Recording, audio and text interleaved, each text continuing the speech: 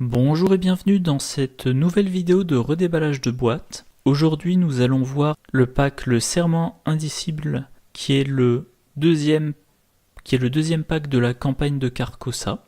La première carte gardien, c'est le couteau de tranchée, un soutien qui coûte 1, qui occupe un emplacement de main, qui a les traits objet, arme et corps à corps. Les actions engagées que vous effectuez ne provoquent pas d'attaque d'opportunité. Action combattre. Vous gagnez plus X en force pour cette attaque, X est le nombre d'ennemis engagés avec vous. Alors, le fait qu'on puisse engager des ennemis sans se prendre d'attaque d'opportunité, ça fait penser qu'on va donner cette carte-là à un personnage qui a un rôle de tank, pour qu'il occupe un maximum d'ennemis pendant que les autres investigateurs jouent leur rôle. Le fait d'être engagé avec de nombreux ennemis va donner un bon boost en force pour l'attaque, mais le problème c'est que chaque attaque ne fera qu'un point de dégâts. Donc le couteau de tranchée vous permettra d'être engagé avec les ennemis à la place des autres investigateurs, mais vous aurez quand même besoin d'une autre arme plus efficace pour combattre. Et en plus de ça, les actions engagées, elles ne provoquent pas d'attaque d'opportunité, mais ce sont toujours des actions. Donc mettons que pendant votre phase d'investigation, vous engagez 2 ennemis, vous engagez le premier, ça pose pas de problème. Enfin, je veux dire, vous engagez 2 ennemis qui sont engagés avec d'autres investigateurs. Vous engagez le premier, il n'y a pas de problème. Vous engagez le deuxième, grâce au couteau tranché, vous ne prenez pas d'attaque d'opportunité de la part du premier. Mais maintenant, il vous reste plus qu'une action pour combattre. Si vous avez que le couteau tranché, vous pouvez espérer faire 1 dégât. Donc il vous faut dans l'autre main une autre arme. Et même si cette arme fait 2 dégâts, vous avez une attaque à 2 dégâts, alors que vous êtes engagé avec 2 ennemis. Du coup, vous devez vous attendre à ce que pendant la phase d'ennemi, vous preniez plusieurs attaques. Alors, si vous jouez William Yorick en rôle de tank, ok, il a peut-être en jeu un précieux souvenir qui peut encaisser 2 horreurs, un manteau de cuir qui peut encaisser 2 dégâts, il a peut-être le chien de garde sur lequel vous mettez 1 dégât pour infliger 1 dégât à l'ennemi, il a peut-être aussi le couteau de survie pour faire une attaque lors de la phase des ennemis.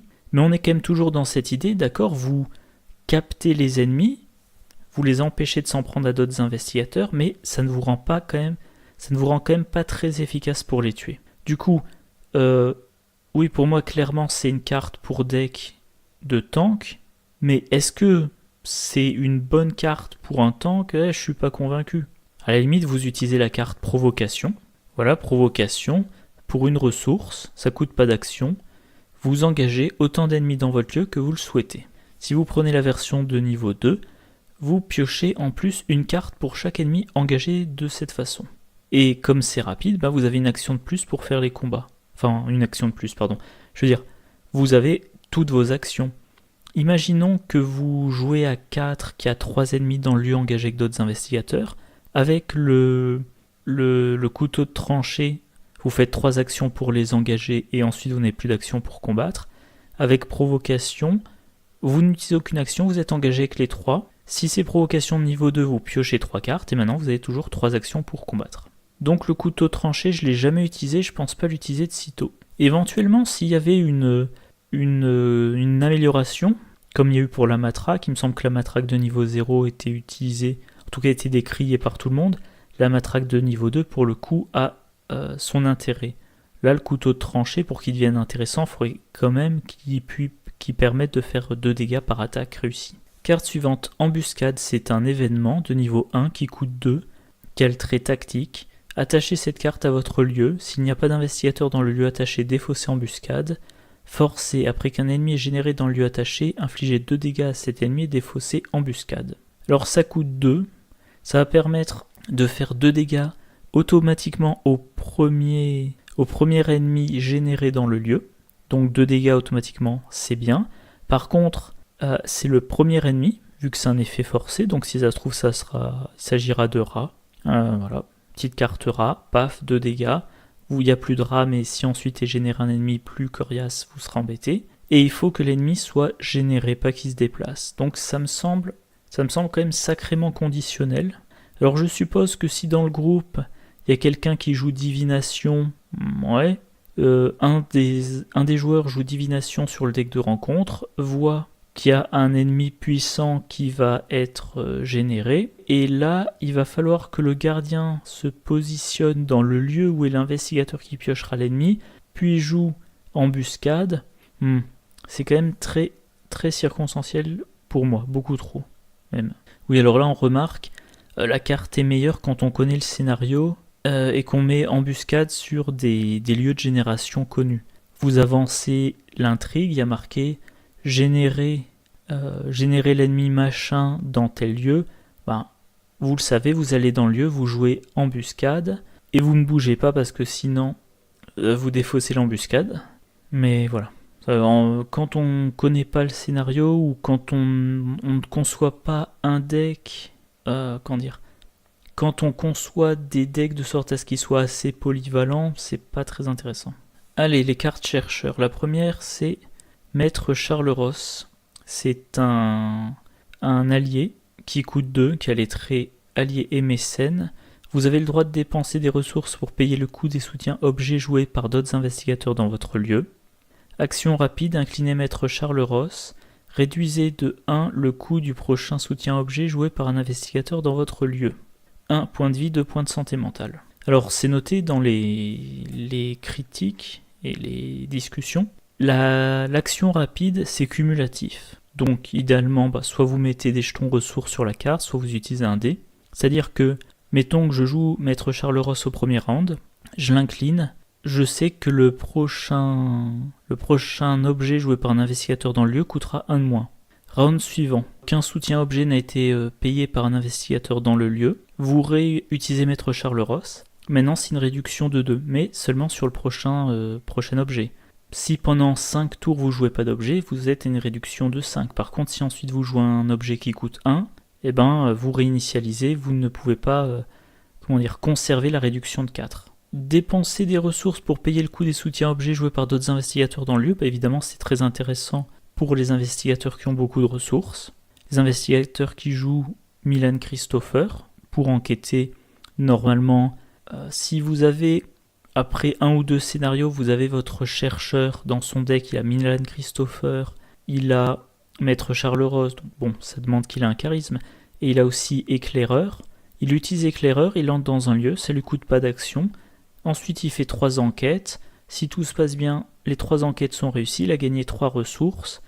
C'est 3 ressources de moins, ce chercheur va payer les soutiens objets des autres investigateurs joués dans le lieu. Comme ça évitera des dépenses en ressources. Il pourra engager les 3 ressources gagnées grâce à Milan Christopher.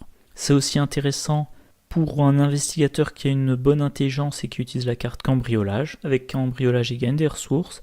Avec Maître Charles Ross, il paie les objets. Voilà donc une bonne carte si vous jouez en duo ou en multi, évidemment. Si votre deck gagne beaucoup de ressources, et si vous avez encore votre emplacement d'allié disponible, ou alors que vous avez payé un charisme. Averti, c'est un événement de niveau 1 qui coûte 0, qui a le trait perspicacité, rapide, à jouer quand vous piochez une carte traîtrise non faiblesse, placez un de vos indices sur votre lieu, ensuite annulez l'effet révélation de la carte traîtrise. Alors ça coûte pas de ressources, ça coûte pas d'action. Quand vous piochez une carte traîtrise non faiblesse, n'importe laquelle, et vous placez un de vos indices sur votre lieu pour annuler l'effet révélation de la carte traîtrise. C'est toujours gênant de perdre un indice, parce que c'est quand même le principe du jeu de gagner des indices, mais d'un autre côté vous avez ça en classe chercheur. Les chercheurs, ils sont bons pour trouver des indices, ça devrait pas vous ralentir trop. Vous attendez bien évidemment de piocher une carte faiblesse une carte traîtrise qui est dangereuse pour vous et vous débarrassez d'un indice. Éventuellement, ça peut aussi être utilisé dans un deck Roland Banks.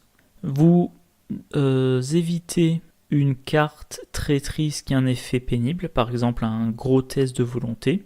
Vous remettez l'indice sur votre lieu, d'accord, sauf que maintenant votre pistolet est plus efficace et dès que vous aurez vaincu un ennemi dans le lieu, vous récupérez votre indice. Et puis de toute façon, dans les scénarios, ce qui est important, c'est d'avoir une bonne résolution. Si vous n'arrivez pas à avoir l'expérience d'un lieu parce que vous ne l'avez pas vidé de ses indices, tant pis, mais c'est pas le plus grave.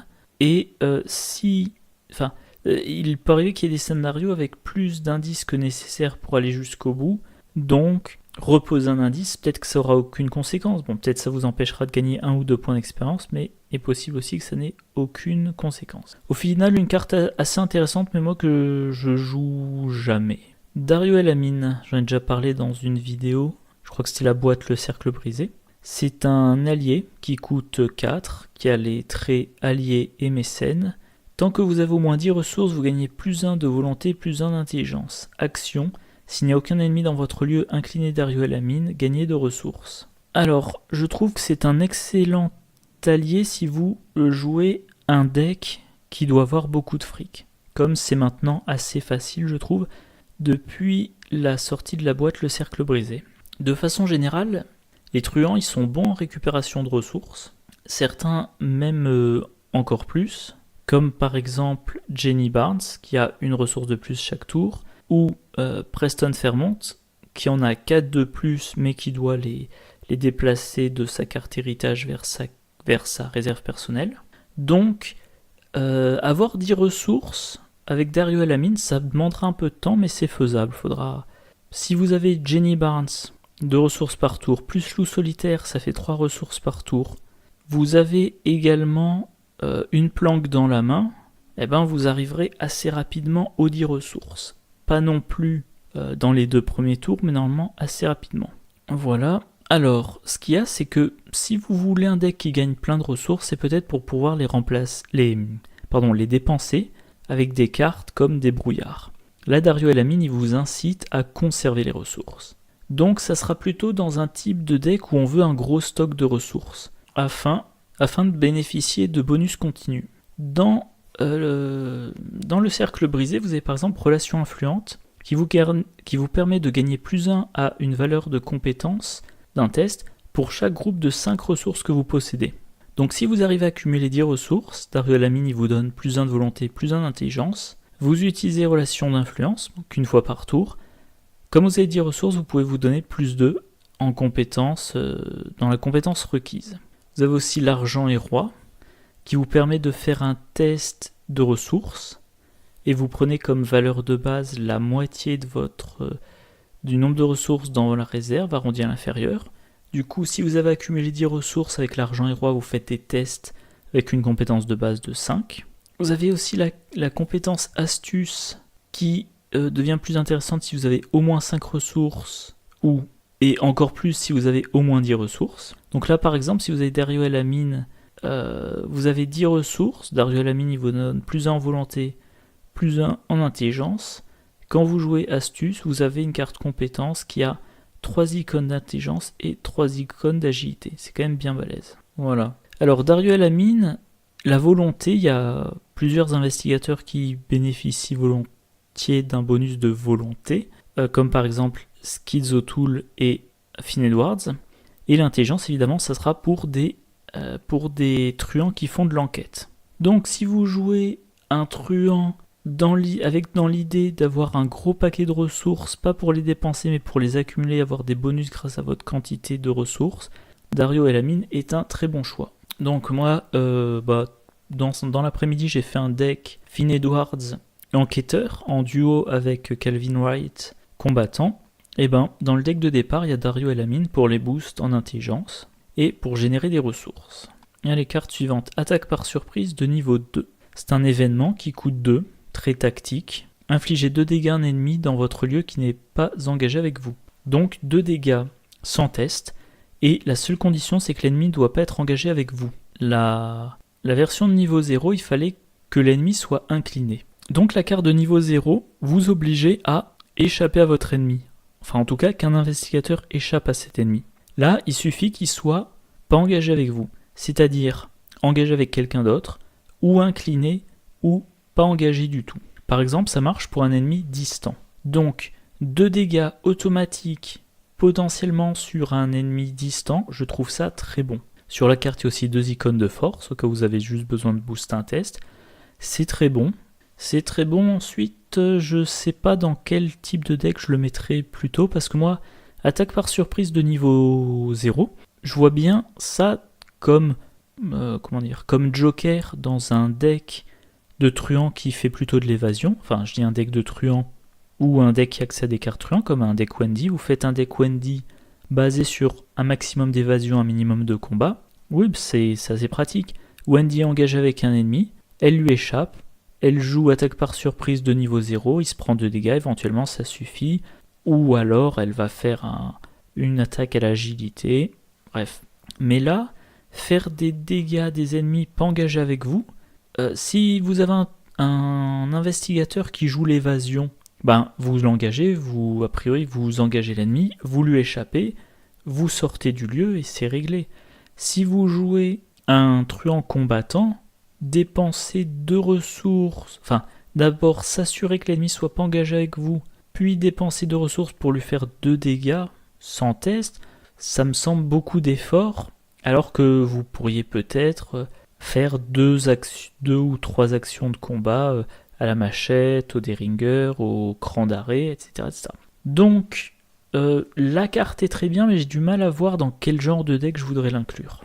Les cartes mystiques, Tempête d'Esprit, c'est un événement qui coûte 3, quel trait sort. Combattre, cette attaque utilise la volonté au lieu de la force.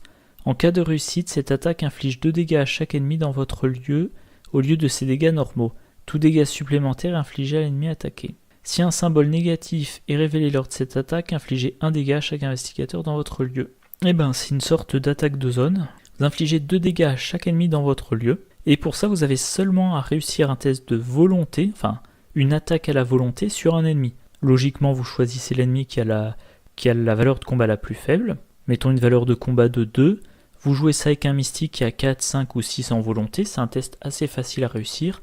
Et la possibilité de faire 2 dégâts à tous les ennemis, soit pour les achever, soit pour bien les entamer, et ensuite les finir avec flétrissement, avec atrophie, qui est une carte qui vient de sortir, ou avec attamé spirituel. Voilà, donc je trouve que c'est une très bonne carte. Je pense pas qu'il y ait grand chose de plus à dire. Livre des ombres de niveau 1, alors que dans la boîte de base, il y avait un livre des ombres de niveau 3. C'est un soutien qui coûte 3, qui occupe un emplacement de main, qui a les traits objet et livre. Action, inclinez le livre des ombres et dépensez une ressource. Ajoutez une charge à un soutien sort que vous contrôlez. Pour rappel, au niveau 3, ça coûtait une ressource de plus. Ça donnait un emplacement d'arcane supplémentaire. Et il n'y avait pas besoin de dépenser une ressource pour mettre une charge sur un soutien sort. Alors cette carte-là, vous perdez un emplacement de main pour avoir une action de recharge de vos sorts. Une ressource contre une charge. La carte est chère. Chaque fois que vous utilisez l'action, ça vous coûte une ressource. Vous perdez un emplacement de main qui pourrait être utilisé pour un attamé spirituel, pour avoir de meilleures chances de réussir vos attaques, vos utilisations de sorts. Je trouve ça très très cher. Ça peut être intégré dans un deck Daisy, si vous voulez lui faire utiliser beaucoup de sorts. Mais bon, Daisy, il a peut-être de meilleurs livres à utiliser. Comme par exemple le Vieux Grimoire, pour tutorer, ou Encyclopédie, pour de bons boosts, ou Ouvrages médicaux quand elle doit soigner, en binôme. Voilà, donc pour moi, une carte qui fait vraiment pas envie. Les cartes survivants. Je vais vachement vite sur ce pack. Bon, bref. Carte survivant, la première, c'est Frapper au filet. C'est un événement qui coûte 1, qui a le trait esprit. Rapide, à jouer uniquement lors de votre tour. Jusqu'à la fin du round, vous gagnez plus X en force et plus X en agilité. X étant le nombre d'horreurs sur vous. Alors, ça peut faire, c'est sur tout le tour, donc ça fait a priori sur 3 actions. Et ça vous booste votre force et votre agilité en fonction du nombre d'horreurs sur vous. Si vous boostez la force et l'agilité, ça veut dire que vous serez bon, que vous ayez envie de combattre ou d'échapper. Donc de ce point de vue-là, c'est assez polyvalent. Si vous pouvez jouer cette carte-là, que vous ayez un deck orienté combat ou un deck orienté fuite. Un survivant, j'ai pas la liste en tête, je vais pas vérifier, mais un survivant, il peut avoir facilement 3 horreurs sur lui. Ce que je veux dire, c'est que Roland Banks, s'il a 5 de santé mentale, on évite de le laisser monter jusqu'à 3 horreurs. Daisy Walker, elle a 9 de santé mentale. Bon, si elle est montée à 6, c'est pas un problème. Donc un survivant qui doit être dans la moyenne en santé mentale, je dirais, il peut avoir quand même de gros bonus. C'est-à-dire qu'il peut passer tout un tour sans avoir à utiliser quoi que ce soit d'autre pour booster ses attaques. Première action, il dépense une ressource. Frapper ou filer. Mettons qu'il a 3 horreurs, ça lui donne plus 3 de combat. Il a, mettons 2 de base. Il utilise une arme qui lui donne plus 2, comme la batte de baseball. 2, 4, il a 4 horreurs sur lui, ça fait 8. Il attaque à 8 contre, je sais pas, 5. Donc il a vraiment de très bonnes chances. Évidemment, cette carte-là, on vit dans un deck Calvin Wright, si on joue le combat. Parce que Calvin Wright, vous allez vouloir... en solo, vous allez vouloir surtout vous allez vouloir le blesser pour qu'il se renforce. En multi, ça dépend le rôle que vous lui assignez. S'il joue un combattant pur, vous essayez pas forcément qu'il ait beaucoup d'horreur. D'un autre côté, s'il est un combattant pur, ou pas d'ailleurs, mais je veux dire, dans votre deck, vous pouvez utiliser la carte analgésique pour transformer une partie de ses dégâts en horreur. Donc, Calvin Wright, si vous jouez en solo, vous allez sûrement vouloir qu'il ait 3 dégâts et 3 d'horreur sur lui pour qu'il soit 3, 3, 3, 3. Si maintenant vous jouez frapper au filet, eh ben il passe à 6. Il a 3 dégâts, il a 3 horreurs, 3 plus 3, il est à 6. Donc c'est quand même... ça lui offre un bon boost de combat. Éprouver sa détermination. C'est un soutien de niveau 1 qui coûte 1, qui a le trait esprit.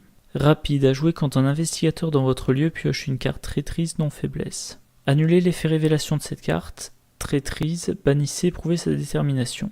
Donc pour un point d'expérience, c'est une ressource. Une fois dans la partie, vous pouvez bannir... en bannissant cette carte, vous pouvez annuler l'effet révélation de la carte traîtrise. Ça peut être extrêmement puissant si vous attendez le bon moment. Mais ça, c'est comme toutes les cartes à usage unique, ou presque, là il faudra juste la racheter en payant un point d'expérience. Moi j'ai toujours peur du risque de me dire je garde la carte, c'est pas assez grave, je garde la carte, c'est pas assez grave, je garde la carte et la partie est finie, et elle se finit super mal, j'aurais dû utiliser la carte. Alors, carte suivante, une chance de pendu, un événement de niveau 1 qui coûte 1, trait chance. Rapide à jouer quand vous subissez des dégâts et ou des horreurs, annulez jusqu'à 10 dégâts et ou horreurs qui viennent de vous être infligés, bannissez une chance de pendu. Là aussi il faut bannir, donc là aussi ça sera une ressource et un point d'expérience à chaque utilisation. À chaque scénario ça aurait été utilisé. Mais annuler jusqu'à 10 dégâts et ou horreurs qui viennent de vous être infligés, c'est quand même extrêmement puissant. Par rapport à la carte persévérance, qui de mémoire coûte 0 et en annule que 4, il n'y a pas besoin d'être vaincu. Si vous êtes vaincu, que vous avez ça... Si vous voyez que vous allez être vaincu, que vous avez ça en main, vous l'utilisez. Mais, il n'y a pas besoin que les 10 dégâts vous fassent... Il n'y a pas besoin que les 10 dégâts soient assez pour vous vaincre pour que vous ayez le droit d'utiliser cette carte-là. Même si après les 10 dégâts et ou horreur, vous pourriez vous retrouver avec encore un point de vie et un point de santé mentale, vous avez quand même le droit d'utiliser ça. Voilà, encore une bonne carte que je n'ai jamais utilisée. J'ai très peu joué les survivants et je n'ai jamais de mémoire utilisé la moindre carte avec bannissement. Carte neutre, demandez un service, un événement qui coûte 1, trait faveur. Choisissez un allié que vous contrôlez et renvoyez-le dans votre main. Ensuite, cherchez un soutien allié parmi les 9 cartes du dessus de votre deck et jouez-le en réduisant de X son coût. X c'est le coût du soutien allié que vous avez renvoyé dans votre main, mélangez votre deck. Alors c'est une super carte pour faire circuler ses alliés. Encore une fois, chercher parmi les 9 cartes du dessus du deck, c'est chercher sur un tiers du deck en début de partie. Mais cette carte là va être très bien si vous avez des alliés avec des effets d'entrée en jeu. Par exemple, l'étudiante en histoire de l'art. Elle arrive en jeu, vous récupérez un indice, vous avez envie de la remettre en jeu. Donc vous pouvez utiliser demander un service, vous la remettez dans votre main, vous regardez les 9 premières cartes de votre deck, oh tiens, une autre étudiante en art, elle récupère le nouveau bijou, et voilà. Le nouvel indice, je veux dire. Un peu fatigué. Ça peut aussi être intéressant sur tous les alliés qui restent longtemps en jeu, mais qui deviennent de moins en moins intéressants. Par exemple, le flic en patrouille de niveau 2, chaque fois vous lui mettez un dégât pour infliger un dégât. Il commence avec 3 points de vie, arrive un moment où il a 2 dégâts sur lui, vous dites que si vous l'utilisez encore une fois, vous le perdez. Et vous pouvez jouer demander un service, vous le remettez dans votre main, si tout se passe bien, vous jouez un allié, qui coûte 4 de moins, vu que vous avez déjà joué votre flic en patrouille. Pardon, j'ai dû m'embrouiller. Vous avez votre flic en patrouille, vous jouez demander un service, vous le remontez dans votre main, vous cherchez dans les 9 cartes du dessus de votre deck, vous prenez un allié, vous le mettez en jeu pour 4 de moins, parce que le flic en patrouille coûte 4, et plus tard vous pourrez rejouer le flic en patrouille pour de nouveau faire ses dégâts sans test avec lui. Alors en dessous il y a une liste d'idées. Voilà, le flic en patrouille, le chien de garde, Frère Xavier, David Renfield qui accumule les fatalités qu'à un moment donné vous voulez plus en jeu avec autant de fatalités. Donc soit vous le faites mourir, soit vous le remontez dans votre main. Akina, ouais, qui aussi, elle se prend des horreurs, je dirais. Ouais. Bon, je vais pas lire toute la liste, mais il y a aussi la possibilité que vous avez joué un allié en début de partie parce qu'il était intéressant, maintenant il est moins intéressant, vous le remontez dans votre main. Mettons que vous avez joué l'aventurier. Vous avez déplacé les 3 ressources sur l'aventurier vers votre arme la plus puissante en tant que munition. Et bien maintenant l'aventurier vous sert plus à rien, par contre vous avez plein de munitions mais vous n'avez pas de bonus au tir. Donc vous regardez dans les 9 premières cartes, ah tiens l'autre flic en patrouille, éventuellement ça vous force à défausser l'allié que vous aviez déjà, mais bon maintenant vous avez un allié plus adapté à la situation. Voilà, c'était la dernière carte du pack. Alors si on résume, couteau de tranchée pour un tank, c'est vraiment intéressant que pour un tank, et même pour un tank je pense pas. Ça vous permet de vous retrouver engagé avec plein d'ennemis, mais ça vous aide à peine à les combattre. Embuscade, vous l'attachez à un lieu, dès qu'un ennemi est généré dans le lieu, cet ennemi se prend 2 dégâts. C'est beaucoup trop situationnel, à moins vraiment de connaître le scénario, de savoir où il faut placer l'embuscade et quand, et également avoir de l'aide. Voilà, donc c'est très situationnel. Il faut connaître le scénario. J'ai du mal à croire que ce soit très intéressant si on ne connaît pas bien le scénario. Maître Charles Ross, un allié chercheur qui diminue le coût des objets joués par d'autres investigateurs dans son lieu. Donc ça permet d'économiser des ressources aux investigateurs dans votre équipe. Et ça sera très adapté à tous les decks qui génèrent beaucoup de ressources, que ça soit avec cambriolage, avec Dario et la mine. Ouais, voilà. Averti. Pour le coup d'un indice, vous annulez une carte traîtrise non faiblesse. C'est génial. Évidemment, vous allez reposer un indice, il faudra sûrement faire une action pour le récupérer. Mais c'est pas cher payé pour pouvoir annuler n'importe carte traîtrise non faiblesse. Dario et la mine, un allié en truand qui vous permet de générer 2 ressources par tour en l'inclinant s'il n'y a pas d'ennemis, et qui vous permet de gagner plus 1 en agilité et plus 1 en volonté et plus 1 en intelligence si vous avez 10 ressources ou moins. Donc idéalement vous le posez au premier tour, et vers le 3e, 4e tour, selon le nombre d'actions que vous avez dû faire, vous avez son bonus. Je trouve que c'est un très bon investigateur pour les decks truands en quête de niveau 0. Attaque par surprise de niveau 2, 2 dégâts sans test à un lieu, à condition que l'ennemi ne soit pas engagé avec vous. C'est bien pratique, c'est du dégât sans test. L'effet est sympathique, mais j'ai un peu du mal à voir si beaucoup de gens préféreront le niveau 2 au niveau 1. Tempête d'esprit, une attaque à la volonté qu'on fait contre l'ennemi qu'on veut dans la zone, et ça inflige 2 dégâts à chaque ennemi. Voilà, un genre d'effet de zone. Moi je trouve la carte très pratique. Enfin, elle est très bien, faudra voir dans quel contexte l'utiliser. Je pense qu'évidemment qu'elle est bien plus utile à 3 ou 4 joueurs qu'à 2, vu qu'il y a plus d'ennemis, et que tous les ennemis avec X points de vie par investigateur sont beaucoup plus costauds. Libre des ombres de niveau 1, c'est très cher. C'est cher à poser, ça prend un emplacement de main, et ensuite il faut payer pour recharger ses sorts. Moi une Daisy sorcière qui gagne plein de sous grâce à Milan Christopher. Pardon, je reprends. Daisy Walker, elle peut utiliser cette version-là, vu que c'est de niveau 1, mais il faudra qu'elle utilise une partie de l'argent gagné grâce à Milan Christopher, rien que pour recharger ses sorts. Je ne suis pas convaincu du tout. Frapper ou filer. Vous gagnez plus X en force, plus X en évasion. X, c'est le nombre d'horreurs sur vous. Ça peut vous faire un bon boost. Le boost, il concerne deux compétences. Il est valable pour tout le tour. Donc, vous pouvez le faire avant votre première action et avoir 3 actions faciles de combat ou d'évasion. Ou un mélange des deux.